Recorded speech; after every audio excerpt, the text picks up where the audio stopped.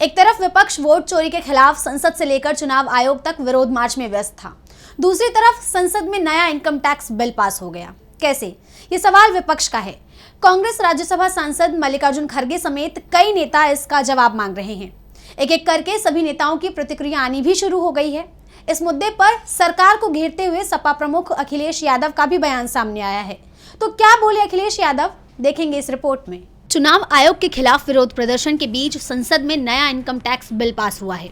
विपक्ष का आरोप है कि बिना चर्चा के सदन में इतना बड़ा फैसला ले लिया गया, ये लोकतंत्र का अपमान है।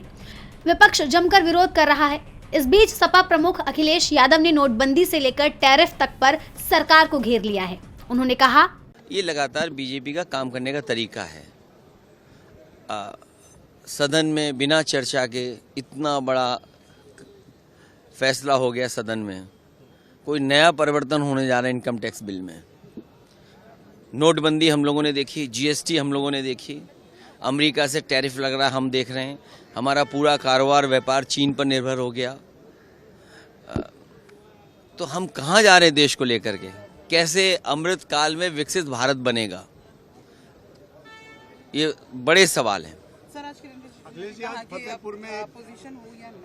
उन्होंने सिर्फ इनकम टैक्स बिल पर ही नहीं बल्कि जीएसटी समेत तमाम मुद्दों पर सरकार पर निशाना साधा है।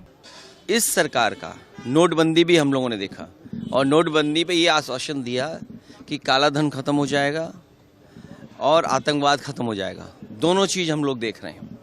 जीएसटी कानून ला करके सरकार ने ये बताया कि इससे सरलीकरण होगा, व्यापार बढ़ेगा, कारोबार बढ़ेगा।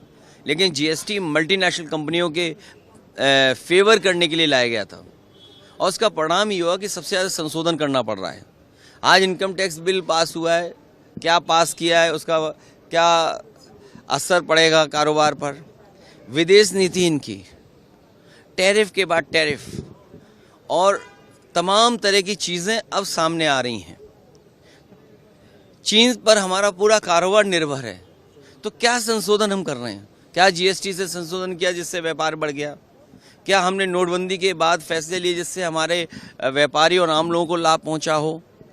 सदन में बिना चर्चा इनकम टैक्स बिल पास होने से विपक्ष के कई नेता नाराज नजर आ रहे हैं। डीबी लाइव की रिपोर्ट।